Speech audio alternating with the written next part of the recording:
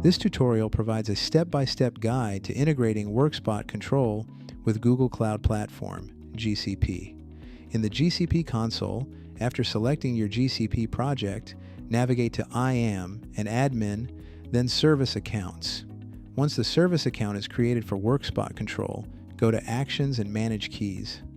Generate a new key by selecting Add Key and set the key type to JSON. Download the resulting JSON file to your computer. Switch to Workspot control, access the Setup menu, go to Cloud, and click on Add Public Cloud. Set the configuration type to Google Cloud Platform and provide a name for your public cloud configuration. Click on Import Service Account and select the previously downloaded JSON file. Click Upload File. Choose your main GCP region, and finally, click Save.